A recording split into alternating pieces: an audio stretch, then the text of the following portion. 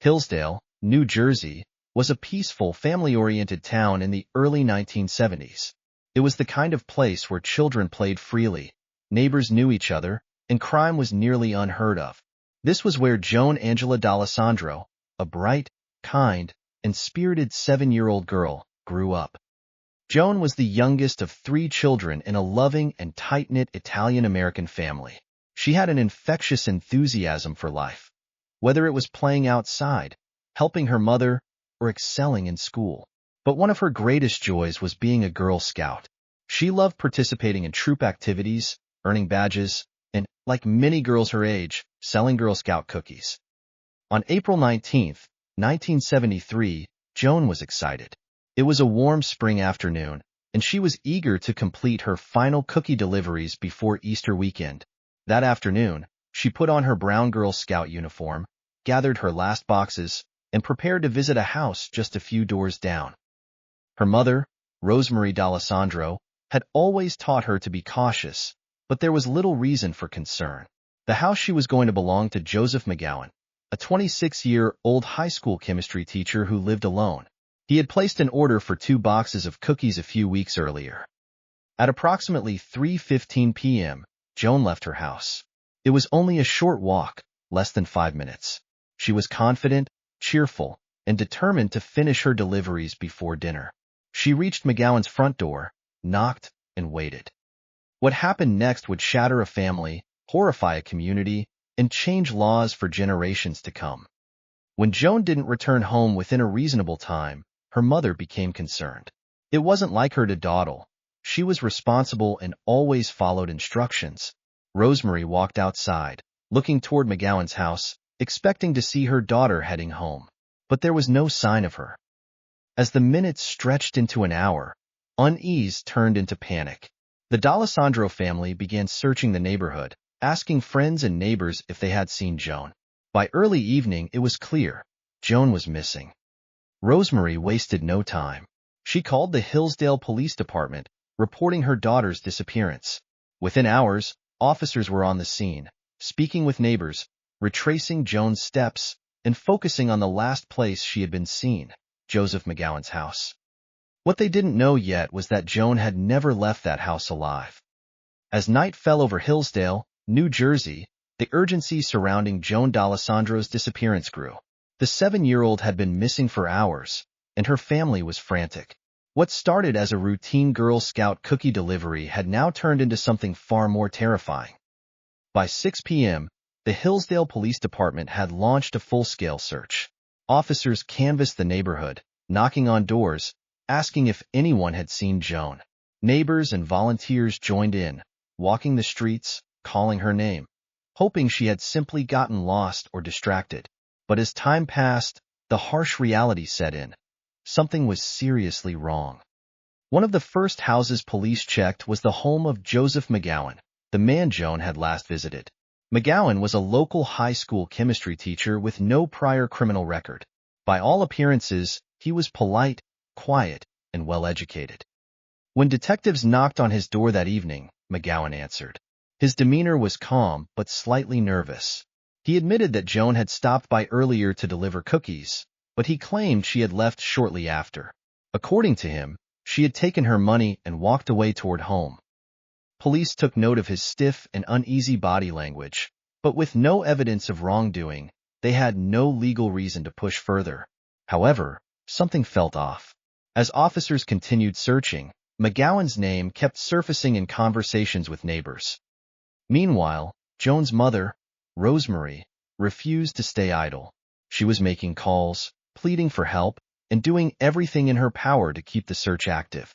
Word of Joan's disappearance quickly spread, and local news stations began covering the story. By midnight, the investigation had expanded.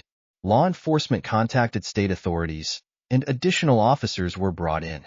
A search perimeter was established, covering wooded areas, roadsides, and nearby parks. Volunteers searched through the night, but there was no trace of Joan. The next morning, April 20th, the case intensified. Investigators revisited McGowan, this time with more direct questions. His story remained the same, but this time, officers noticed scratches on his hands.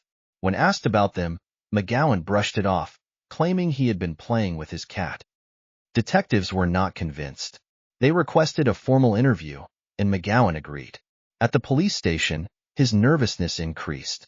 His answers became less confident, and inconsistencies began to emerge. While McGowan was being questioned, forensic teams searched his home. Inside, they found bloodstains. They also noticed items that appeared out of place, as if something had been hurriedly cleaned up. Then came the breakthrough.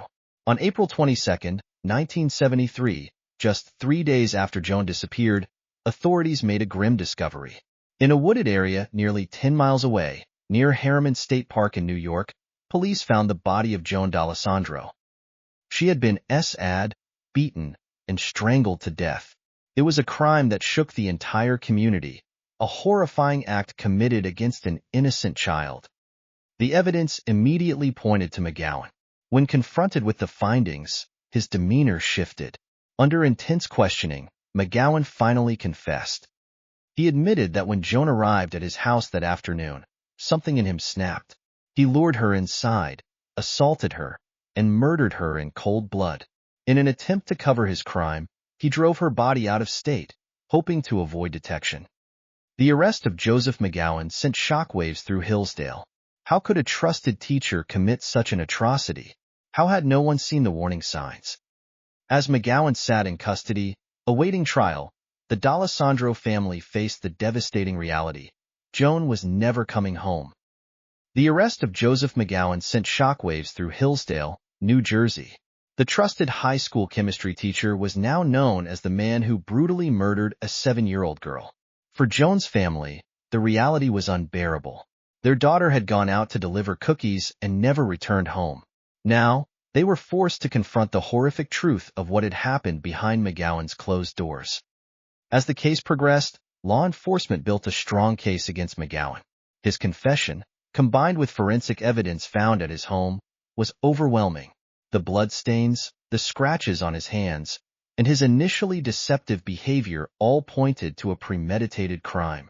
McGowan had lured Joan inside, attacked her, and then disposed of her body in a wooded area, believing he could evade justice. With the case moving forward, the D'Alessandro family had to endure the painful process of a public trial. Every detail about Joan's final moments was exposed in court. It was emotionally devastating, but her parents, especially her mother Rosemary D'Alessandro, refused to let their daughter's case be treated as just another tragedy. During the trial, McGowan's defense attempted to argue mental instability. They claimed he had impulse control issues and that his crime was not premeditated. However, the prosecution methodically dismantled his claims, proving that McGowan was fully aware of his actions. Testimonies from detectives, forensic experts, and even McGowan himself painted a clear picture. This was an intentional act of extreme violence. The prosecution presented evidence that McGowan had attempted to cover his tracks, cleaning up his home and disposing of Joan's body miles away from the crime scene. As the trial went on, public outrage grew. The community demanded justice, and Joan's family made it clear that anything less than the maximum sentence would be an injustice. After weeks of testimony, the jury reached a verdict. Joseph McGowan was found guilty of first-degree murder, sexual assault, and other related charges. The judge sentenced him to life in prison without the possibility of parole for decades. The conviction brought a sense of justice, but no verdict could undo the pain Joan's family endured. Rosemary D'Alessandro, though grief-stricken, vowed that her daughter's death would not be in vain. As McGowan was led out of the courtroom, there was no remorse on his face. He had taken the life of an innocent child, and now he would spend the rest of his days behind bars.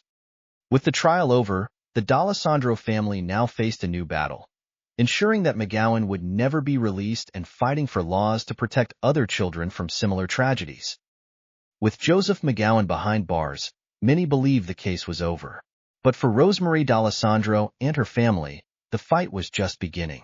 The conviction of Joan's murderer did not erase the devastating loss they suffered. Instead, it ignited a mission, one that would span decades. In the years following McGowan's sentencing, the D'Alessandro family remained haunted by the possibility of his eventual release. At the time, laws regarding parole eligibility were not as strict as they are today. Despite his brutal crimes, McGowan would still be eligible to petition for parole after serving a certain number of years. For Rosemary, this was unacceptable. Her daughter's life had been taken in a moment of unimaginable cruelty, and yet, the man responsible still had the privilege of hope, the possibility of one day walking free. Determined to ensure that no other family would endure this kind of fear, she began working tirelessly to push for legislative change. Her efforts led to the proposal of Joan's Law, a bill aimed at denying parole to anyone convicted of murdering a child during the commission of a sexual offense. Rosemary became the driving force behind the campaign, using her voice, strength, and grief to advocate for laws that would hold offenders accountable. She worked closely with lawmakers, legal experts, and victims' rights organizations, sharing Joan's story and explaining why such laws were crucial. Her relentless pursuit of justice paid off when Joan's Law was officially signed into law in New Jersey in 1997. The bill ensured that anyone convicted of sexually assaulting and murdering a child under the age of 14 would never be eligible for parole. The impact of Joan's Law was immediate. It sent a clear message: those who committed crimes like McGowan's would never have the chance to walk free again. But for Rosemary, the fight was far from over. She expanded her advocacy efforts to the national level, working to pass federal legislation that would extend Joan's Law beyond New Jersey. Meanwhile, every few years, McGowan still had the right to petition for parole, forcing the D'Alessandro family to relive the nightmare. Each time, Rosemary would mobilize the community, gathering thousands of signatures and making powerful statements at parole hearings. She refused to allow her daughter's killer even the slightest chance of release. Her advocacy inspired many, leading to further tougher laws on child predators and encouraging other families of victims to push for justice. Joan's story became a symbol of resilience, a reminder that even in the face of tragedy, a single voice, driven by love and determination, could create real change. As the years passed, Rosemary's work continued. What had started as a quest for justice for Joan had turned into a lifelong mission to protect other children. By the early 2000s, Joan's Law had been expanded to include all minors under 18, further strengthening its reach. Though the pain of losing Joan never faded, Rosemary found purpose in ensuring that her daughter's legacy was one of change, action, and protection for others. Despite his life sentence, Joseph McGowan still had the legal right to petition for parole. For the D'Alessandro family, this was an ongoing battle, one that forced them to repeatedly relive the horror of Joan's murder every time a parole hearing was scheduled. McGowan first became eligible for parole in the late 1990s, decades after his conviction. Each time, Rosemary D'Alessandro, backed by the community and victims' rights advocates, launched a campaign to ensure his continued incarceration. She gathered thousands of signatures, organized media coverage, and made impassioned statements at parole hearings, ensuring that Joan's voice was never forgotten. Her dedication was unwavering. Each time McGowan petitioned for release, she made it clear that he was a danger to society and that justice for Joan meant he must remain behind bars for life. Over the years, McGowan's parole requests were denied repeatedly. However, the legal system allowed him to continue applying every few years, which meant the D'Alessandro family had to reopen wounds again and again just to keep him imprisoned. Finally, in 2021, after decades of legal battles, McGowan made what would be his last parole request. This time, after over 48 years in prison, it was clear that the system would not allow him to walk free. His parole was denied once again, reaffirming that he would die in prison. Exactly the outcome Joan's family had fought for since the beginning. For Rosemary D'Alessandro, this was more than just a personal victory. It was a message to all victims' families that persistence and advocacy could lead to real change. Her work had not only kept McGowan in prison, but also strengthened laws that protected future victims. Through her efforts, Joan's Law was expanded, ensuring that anyone who committed crimes like McGowan's would never have the chance for parole. Her activism had turned Joan's tragic death into a force for justice, inspiring others to fight for tougher laws and making sure that offenders who preyed on children faced the harshest possible penalties.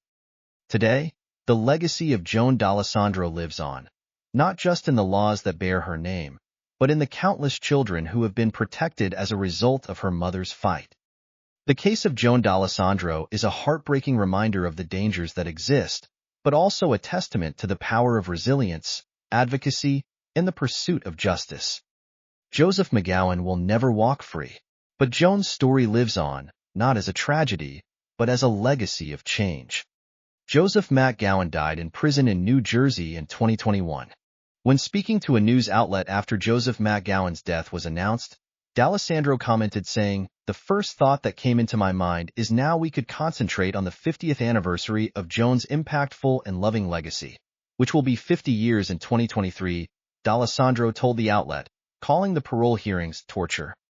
"We won't have to use the time and energy to fight to keep him in prison." While Joan's law wouldn't have applied to McGowan as it passed after his conviction, D'Alessandro was just grateful his cell became his tomb. "I'm so thankful he didn't make it out," she told News 12. So this way no other children, no other adults can lose their lives and suffer a lot, and that's what I'm so thankful for. Hit the subscribe button and turn on notifications to be notified as we add new videos daily. See you in the next video. Thanks for watching.